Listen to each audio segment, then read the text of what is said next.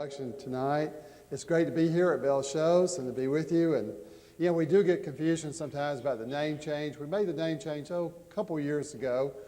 We've always been called Mount Dora Children's Home, but the official name of the organization was Christian Home and Bible School. But I have good news for you. If you have trouble remembering the name, we still take checks made out to either the old name or the new name. And so it's okay.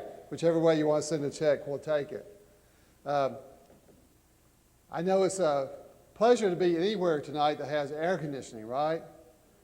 So the little things that we take for granted, we've come to appreciate in a different way this past week. And so I wonder if the increased church attendance today, some people who don't have air conditioning at home may decide, I think I'll go to church. Be cool for a couple hours. Anyway, no, it's great to be here tonight, and I'm grateful that we all, God's been good to us. We've all made it through this storm this past week, and here we are. And I know certainly some of you I may be talking to perhaps did suffer significant damage. Overall, though, I think most of us are in better shape right now than we feared we would be at this time last week. And so God's been good to us in that sense. Now, of course, we have to worry about, is it Maria or Maria? Okay, so we have another one coming at us, and so we don't know that for sure where it's going to go yet because it's way far down there. But anyway, I guess the season's not over until it's over, is it? Let's see if I can get the clicker to work for me here. There we go. At Mount Dora Children's Home, we've spent a good deal the past week, of course, in cleanup, as I'm sure many of you have done. And if you've been on our campus, we have 70 acres, and it's heavily treed, a lot of the old oaks. And so, of course, we've had a good deal of cleanup to do. The good news, though, is we have not had any structural damage. Our buildings are all fine. Trees fell in just the right direction and did not damage any of our property. We did involve the kids and staff in cleanup activities this week. Our school, we have a school too, like you, of course, have Foundation. We have Mount Dora Christian Academy, and our school was closed for the week, partly because, of course, we didn't have power on campus until later in the week. I think it was back on Thursday and Friday, but so we did cleanup duty on campus this week, and that kept us busy. Now, I know I'm talking to friends here, and most of you are very familiar with Mount Dora Children's Home or Christian Home and Bible School, Jim, and you have known us for decades in many cases. But for those of you who might be new to who we are, let me, went one too far there. Take just a moment and acquaint you a little background on Mount Dora Children's Home. We do feel it's a very special place because it's not just a place where kids are fed and housed and taken care of in a physical sense. That's important. But it's a place where they're introduced to God, where they are shown role models of how to live the Christian life, and where they are introduced to the gospel and have a chance to obey it. And of the roughly 2,000 children who have come through that home, I don't have exact statistics to cite to you on how many have been baptized while they were in our care, but it's certainly a good number, several hundred that for sure that came to Christ during their time with us. So we're very grateful for that. We were founded, as the first slide said, in 1945, so that's a long time back. When some of you know the story of why we wound up in Mount Dora, but it's kind of an interesting story. There were a group of men from the Churches of Christ who were looking for a place somewhere in North or Central Florida for a children's home and school. And this property became available in Mount Dora, just a few blocks from what is now downtown. I guess it was downtown then too, but it wasn't as big as it is now. But this tract of land, 70 acres, was in arrears on taxes. They were behind on paying their property tax on the property, and the men were able to buy the land simply by paying the taxes on it. $2,500 for 70 acres. So it was a great opportunity where you think, of course, it's a God thing, that God was in this, and it's proved to be a very good location for us. Now, from day one, the original mission and plan was, of course, that this is an extension really of the local church. We partner with you in the local church community to do what we do. We can't do what we do without you, and we feel that we provide some resources and expertise that most local churches can't do without us. So if you have families in need, if you know of a child that perhaps needs a better place to live, or we have a single parent ministry, and I'll talk about these in more detail in just a minute. But in either case, if you have needs that we can help with, we want you to know we're here for you. We partner with the local church in that way. And of course, you help support us financially. And beyond that, you provide a great deal of encouragement to us. You provide volunteer help. You come and see us. And I can't tell you how much those sorts of things mean to us as well. The Bell Shoals Church is certainly one that has partnered with us and helped us in many ways. There's the food drive that we do each year. And this, I think is the podium I'm looking at right here or speaking from. And we thank you for this. In fact, I'll have to tell you, I've shown this slide at other churches too, because it's pretty impressive. Thank you for that. That's a lot of food. And so this food helps us, of course, to avoid having to go to Publix or Walmart or wherever and purchase these non-perishable items, so it keeps down our grocery costs. And then, of course, we thank you, too, for your visits to us. You have a group comes on every year to see us, and that means a great deal to us. This is actually not the most recent group, but it's a photo I found, and so we want to thank all of you. How many of you I'm talking to right now have been to our campus in one of these visits? Oh, quite a few. Okay, that's great. Good to see those hands. Let me just tell you that while I hope it was enriching to you, that it was a worthwhile day for you to come and spend with us, for sure it was worthwhile for all of us at the children's home, especially for the kids. They may not always show it. The expressions on their face may not always say, oh, thank you for coming, because they're kids. But I can tell you, we get lots of positive comments, feedback from the kids after you leave. They enjoy your presence. They enjoy knowing that you think they're worth your time to drive over and spend time with. And so the more you can interact with them when you're there, and again, being kids, and a lot of them are teenagers, they're not necessarily going to just come over to you and start talking to you. But make a point when you come over, speak to the kids. They really do appreciate, even if it doesn't show sometimes on their face. Now, for those of you who perhaps haven't been on our campus, this is the campus from a drone view. Aren't drones nice? The things you can do now with drones. We couldn't take this photo in the past as easily, but it's a 70-acre campus that includes both a pre-K through 12th grade academy as well as the children's home. We have group homes for the children, for boys and girls, dorms if you will, but they're really houses, homes, that we try to keep these very family-like. The ratios between house parents and children are pretty small, so it's a fairly normal family in terms of the number of kids in a home. Well, maybe not quite normal, but similar. And most homes won't have more than 8 kids per home. And this gives us a chance to give these kids as normal a life as possible. Now, if you go back and look at the archives of our photos from back, say, in the 50s, it was much more warehouse style back then, where the kids were in these larger open rooms with bunk beds kind of stacked to the ceiling. But we now want to make it as home-like as possible, and for these kids to not feel like they're in an institution, to feel like this truly is their home. We are proud of the academy that we operate, as I'm sure you are, Foundation Christian Academy. Christian education plays a very important role.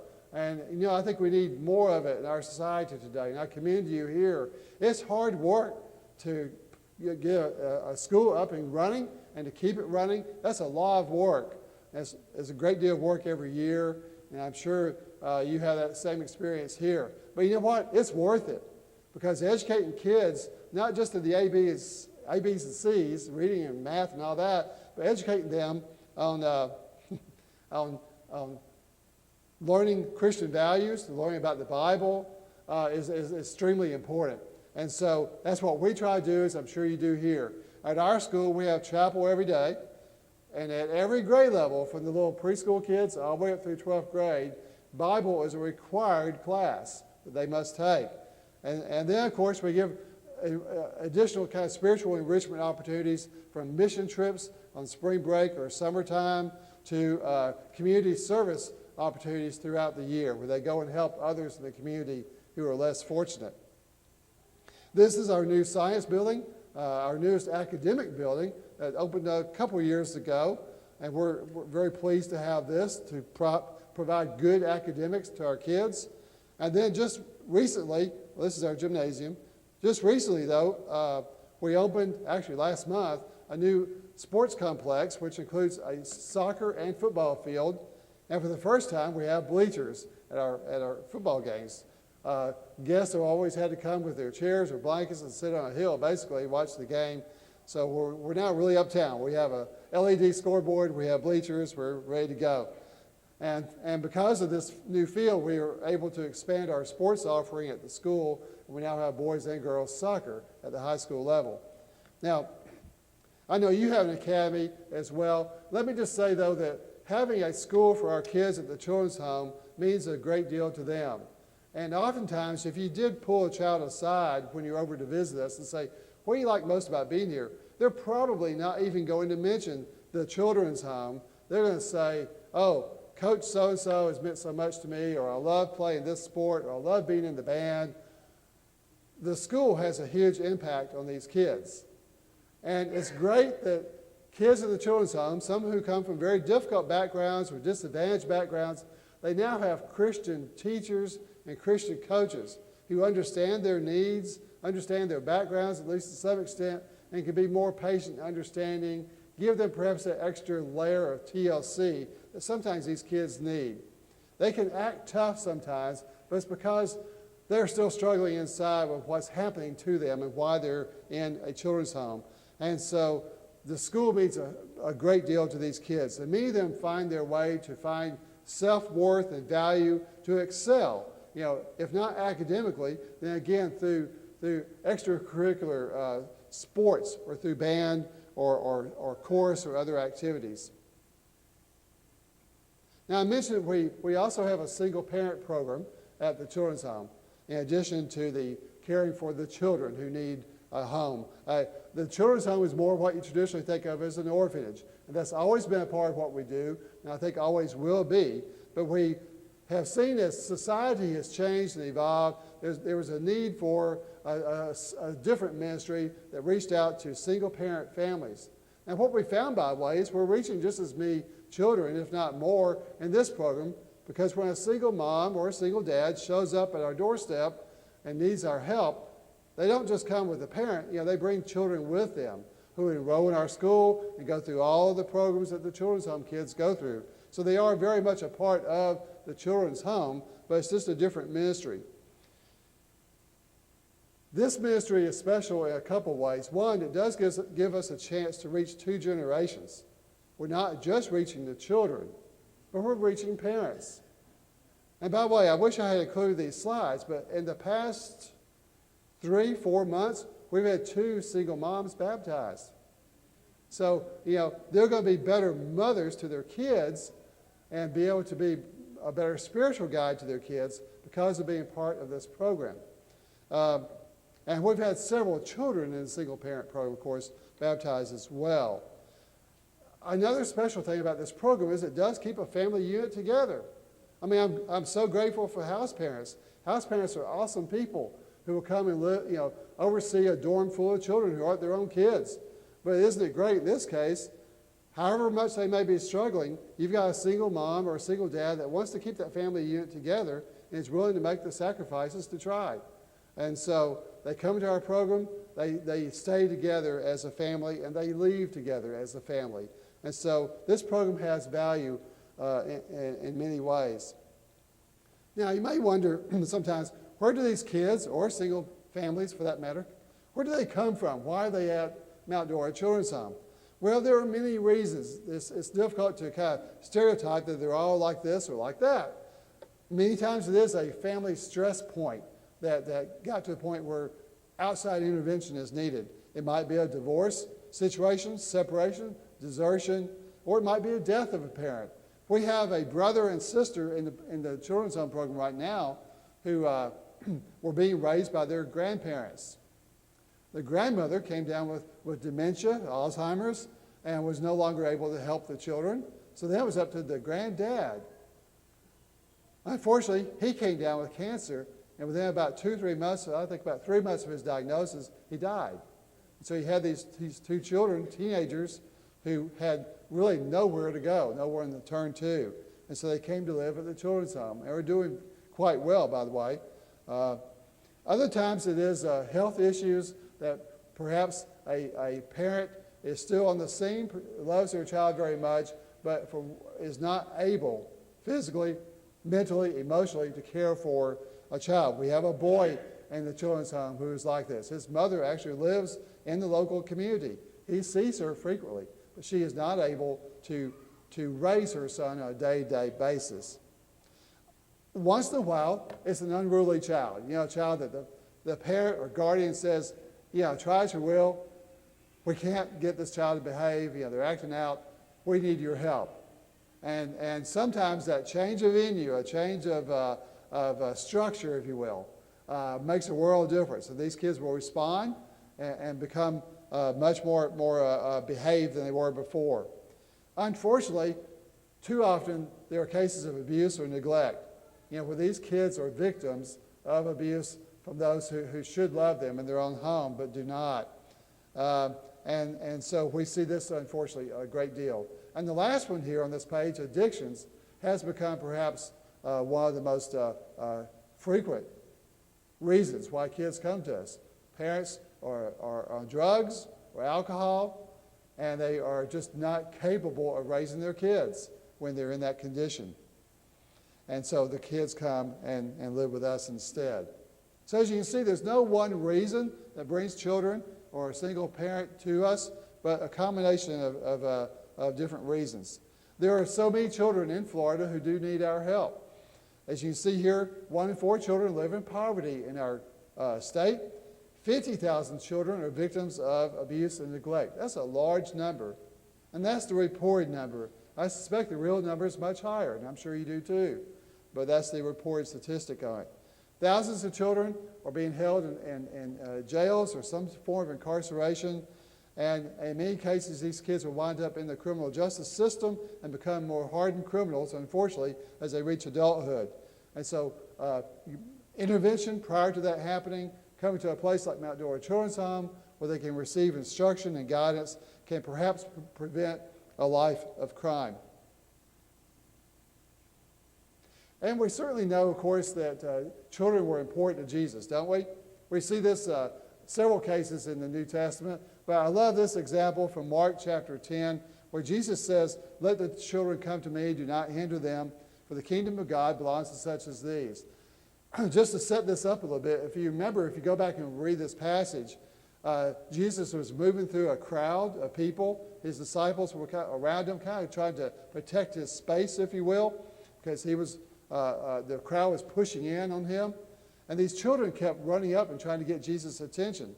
And the disciples, I'm sure they were well-meaning, but they were saying, "Children, leave Jesus alone. He's the big important guy. He's the VIP here today. He doesn't have time for children." But Jesus then says these words that we just read here, "Let the little children come to me and do not hinder them." And then it says, he took the children in his arms, placed his hands on them, and blessed them. What a beautiful passage this is, showing that Jesus took time for children, because children are important, aren't they? Good, thank you. I was hoping to get amen on that. Children are very important people, even at the ages they are now, but they're going to become us. They're going to grow up and become the church, become the future moms and dads and husbands and wives, the future foundation of society. And so we want to love these kids and give them and bless them in every way we can. And so knowing that children are important to God, they're important to Jesus, we certainly want to value children in our lives, here in the congregation, here at Bell Shoals, and at Mount Dora Children's Home. And then, of course, the verse that was read tonight from James 1:27, we see that caring for orphans and widows is an important part of our responsibility as Christians.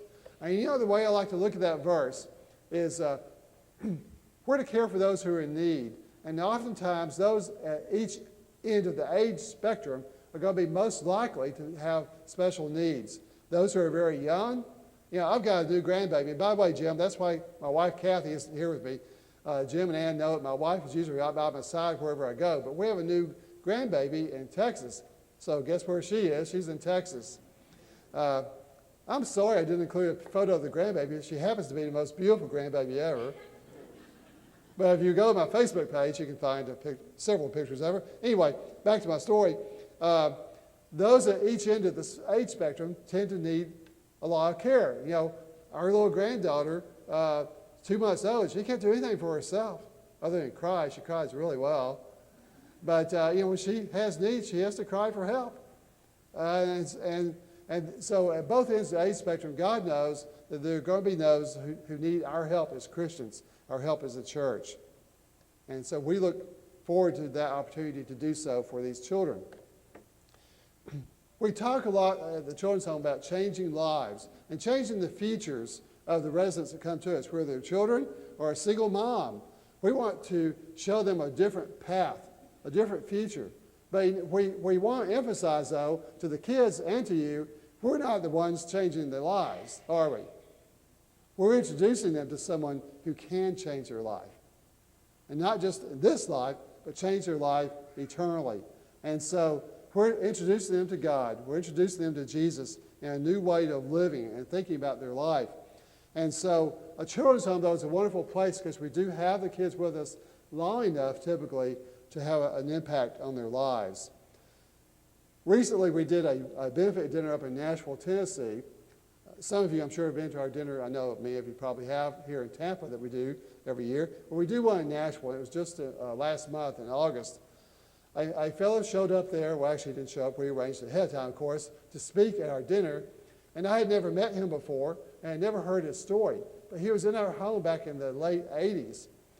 1987 is when he graduated as a senior and left our children's home with his 2 brothers. And it was so rewarding to see what had happened to his life. He now works for the State Department, the U.S. State Department in Washington, D.C. He's still a faithful member of the church, attends the Fairfax, Virginia Church of Christ. And he told me, his name is Dana Dora. Dana said, when I came to Children's Home, I had no idea what the Lord's church was. I had never been in a Church of Christ. He wasn't really raised in any particular faith. He said, my first time I went to a Church of Christ, I thought these poor people, because they can't afford a piano or organ, they're singing a cappella, because he just didn't know any better. He didn't know us at all. Now he's got children of his own who are members of the church. And his kids, the ones that are of that age, well, let's see. I'm sorry, he has brothers. Dana and his 2 brothers all went through Harding Academy. One became a minister, is a minister for a Church of Christ up in Missouri now. And Dana's kids are not old enough yet to go to college, but he's doing a good job raising his kids. And you know what his job in the State Department is? I thought this was rather interesting. He works with international adoptions. Oh, a great place to be for a Christian to be. And so he's still influencing lives. And so it's very heartwarming to see, because honestly, we don't know where a lot of our kids go and what happens to them. Sometimes when the kids leave the children's home, sometimes they don't want to look back, or they don't look back, and so we don't hear from them much. Maybe for a year, 2, 3, as they go through college, but at some point we lose contact with them. So those who went through the program in the 80s or 90s, we don't know where many of them are. But it's rewarding when we come across one like Dana, whose life has been changed. Again, not by us, but by God, but using Mount Dora Children's Home as a vehicle for that change. And thank you for your support to help make that possible. Here are some kids that I think are going to make a difference in the future. This is our graduating class, not from the school, but from the children's home last year. These kids were all seniors at the academy, but all happened to be part of the children's home program. We, by the way, think it's the largest number we've ever had graduate in 1 year from the children's home program. We hate to lose these kids, but of course that's what it's all about. They're supposed to graduate. That alone, by the way, is a milestone. Some of these kids, I'm sure, would never have graduated from high school if they had not been with us. These 2 kids in the children's home program were so well liked by their peers at the academy that they were named last year as homecoming king and queen. Jasper, homecoming queen, and that's Athena as homecoming queen. I got that reversed one night in a presentation. I couldn't figure out why people were laughing. I think I called Jasper the homecoming queen. But anyway,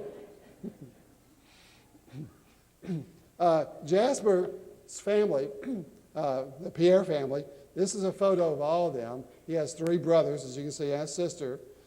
His mom came to us through the single parent program. They were up in Atlanta in a difficult neighborhood and public housing kind of situation, low-income housing of some sort, and were basically destitute. As Marie says, they were on the verge of homelessness when they found out about the Children's Home program and came to live with us. She is from Haiti originally. Some of you may have met this family at the Tampa dinner last year or two. Some of them have traveled with us to our dinners. But the boys have done very well. The oldest one, Jeremiah, went to Faulkner University last year to begin his education. Jasper, who graduated last year, homecoming king, I did it again. Jasper went on a full scholarship to play football for a small school out in Dallas called Navarro College. But it's a great opportunity for a young man like him to be able to go to school, not have any debt, and to use his skills as an athlete. The youngest one, who's in the middle of the picture here actually, the tallest one, Josiah, is a junior at our school now and is an outstanding football player, and I mean outstanding. He has already been made a verbal offer from the University of Miami to come and play football for them. So I know you have mixed feelings about that, but still, he's got a great skill as a young football player. And all 3 of these boys have been baptized while in our program and are doing quite well. Now, it doesn't work out well for all of them. Janisha, the daughter, I hope she's doing well, but she chose about a year ago to drop out of the program and to go live with her dad in another state. And so she is no longer part of not living with her mother or part of our program anymore. We were sad about that. Now, let me tell you about Athena. Athena comes from South Florida, from the Boca Raton area, and was in a difficult family situation where alcohol, was a big part of the scene there and created a lot of havoc in her family. Athena also has a younger brother in our program as well, named Sebastian. Athena was one of those students who excelled at most everything she tried at our school. She was captain of the cheerleaders team. She was a 4.0 student who received several college scholarship opportunities and chose to go to Harding University. She is there now. She better be there now. She's a freshman there, so let's hope she's still there. I'm kidding. I think she is. And so Athena she played multiple sports. She was on the baseball team, etc. And so we have high hopes for Athena. She wants to go into law school after she finishes college, and we think she certainly has the firepower to do so. Now, again, these are all the kids from the single parent program. I could spend more time than we have now talking about each of them. I will mention that all 6 of them are in college at this time. And so we're really excited about that. Not saying every child has to go to college, but we are very pleased that all of them wanted to further their education and are actually enrolled in college. One in one of the state community colleges here. All the others are in 4-year universities. And by the way, let me think a minute here. 1, 2, 3. All 3 girls in the front row are at Christian colleges. I already mentioned Athena. I do have a little pointer here, don't I? Let me try it out. It's work. Well, it's probably user error, I'm sure, on my part. But Athena is at Harding. I mentioned that. In the middle of the front row, Sierra is at Freed-Hardeman University, and Jamie on this side of the photo is at Faulkner University up in Alabama. Then in the middle of the back row is Kyle, who's also at Faulkner University. And so 4 of the 6 kids are enrolled in our Brotherhood Christian schools. So we're very excited about that and the potential they have. By the way, we started a scholarship fund a couple of years ago when more of the kids started wanting to go to college. That didn't used to be the pattern as much with the Children's Home kids. And that's been extremely helpful. All these kids are getting not a full scholarship. We don't have the resources for that, but they're all getting some partial scholarship from us. And it's thanks to people like you who have donated to that scholarship fund. And we think that will be an ongoing need going forward. Now, I mentioned the single parent program. Yeah, I wonder if this has just gone out on me. You may have to help me upstairs. I must have broke it. There we go. Okay. No, let's see, one more. You go forward one slide. Let's see. There we go. I mentioned the single parent program. Of that group of kids that you just saw, let me see, try to go forward. There we go. Of that group of kids, let's see again. On the top row, all three of the boys are from single-parent families. And on the bottom row, Jamie, who's at Faulkner, is also from a single-parent family. So you can see the impact that program has had on us at the Children's Home. And here actually is a photo of Jamie and Kyle up at Faulkner as they registered. Now, it's not just the kids, however, who are getting a chance to go to college. A lot of the single moms choose to go on to further their education while they're with us. A single mom, we give them a place to live, pay their utilities, it's rent-free while they're on our campus, usually for a 2-year period. That's the commitment we make to them. If they will behave and do what we ask them to do that 2 years, they can stay with us, and it gives them an opportunity to go back to school so that when they complete the program, they can better support their families. Well, of course, while they're with us, they're going through weekly counseling sessions and are with a social worker and are learning not only vocational skills, but learning to be a Christian mom and learning how to manage your money better and other skills of that type. These two moms, Wendy, who is Jamie's mother, you just saw Jamie's photo. Wendy has earned an AA degree, an associate's degree, and we're proud of her. She's still working on her bachelor's degree at UCF. And then Marie, you saw her children, the boys that I showed you. Marie was the first single mom in our program to earn a bachelor's degree, happened to be in business administration. So we feel that she's going to have a good future with that education. The single parent program recently received some good accolades in the Christian Chronicle. If any of you get this at home, you may still have this issue. It was the July issue of the Christian Chronicle. I brought a few copies in the back that will be available if you want them. It's also available online. If you simply go to christianchronicle.org, type in Mount Dora Children's Home, you'll find the story. But they gave good attention to this program and the success that it's having. So we appreciate that. There are several ways, just to wrap up, that we need your help to continue to do what we do. Can I say, though, that far and away the most important one is prayer. And I sincerely mean that. Whether you can give us $1 or not, we appreciate your money, but all of you can pray for us. And we need that more than anything else. The money will come if the prayers are there first and we have God's blessing on what we're doing. And so we ask you to pray for us. I've shown you several aspects of the program tonight. Maybe based on your background or kind of where you are now in your life, your family situation, maybe you can relate more to what the children in the children's home are going through. So pray for them. Pray for those kids, by the way, who are just starting as a freshman year in college. A statistic that I don't like to repeat, but it's true, is that the success rate for these kids in the children's home to complete 4 years of school is not high.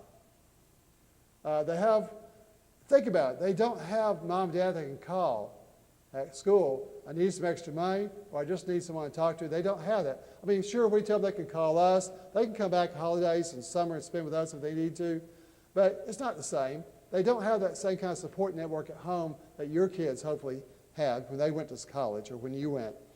And then many of them are academically challenged. They were not for every Athena that had a 4.0 average, there are a lot of kids who are struggling just to make it into college in the first place.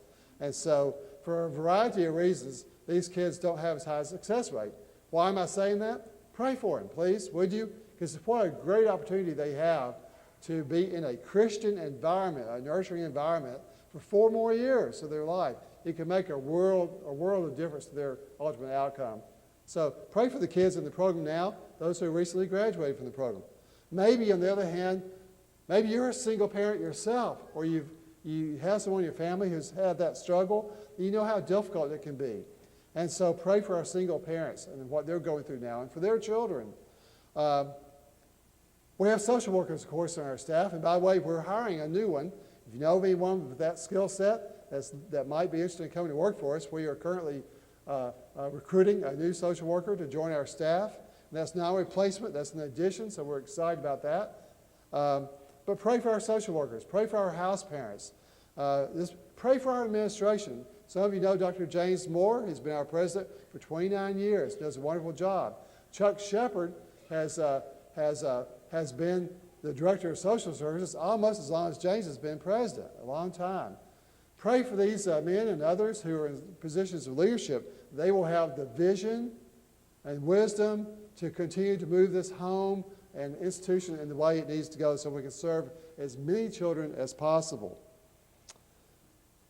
And you help in a variety of very practical ways. The Coin Can program, the Change for Children program as we call it, is one that a variety of churches participate in, probably 75 or 100 churches, and that helps a great deal. There are some churches that have done a wonderful job of really promoting this in a special way. This is a little church of about 50 members down in La Belle, Florida, out, kind of the boondocks. And the minister there decided to really get behind this particular program. We're glad he did, but he has become our #1 producer for the Change for Children program.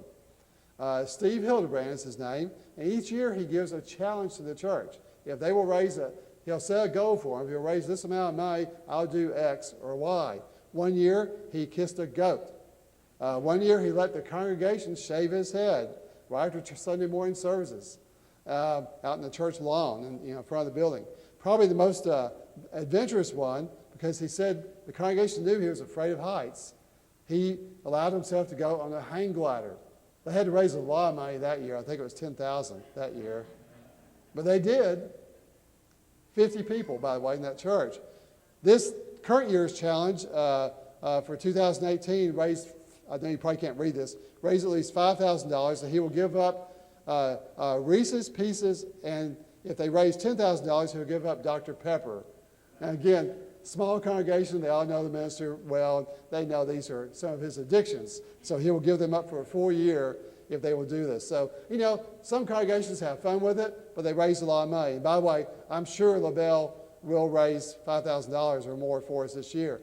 Sometimes it's children who get involved in these programs to help us out. The Change for Children program is ideal for that. It's great to put in a children's class at church as a way of teaching them to help other kids who need their help. But this little girl you see who's posing with me up in Jacksonville empties her piggy bank, so to speak, into a coin can every year and gives to us at the Jacksonville dinner. The other two girls you see there were up at the High Plains Church of Christ. That's right, High Springs Church of Christ up in North Florida. And the 5-year-old girl there helped this church be very successful. They raised $2,600 last year in their coin can drive. And she was responsible for a lot of that because she would go around, she would take a can every Sunday morning and work the aisles. And she's clear as a button, and she'd go up to these people and just kind of put a can in front of them and give them that look.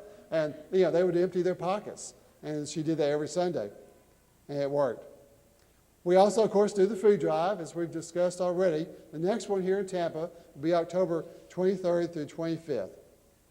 And then, of course, we need your donations. Obviously, it costs a good deal of money. Our budget at the Children's Home is just, 1.2 million per year, so we have to raise that much every year. We don't take tax donations or tax money, so it all comes from donations. But there are several creative ways. If you can't write a check, perhaps you have an excess vehicle, or if you ever do in the future, keep us in mind. We do take donations of vehicles.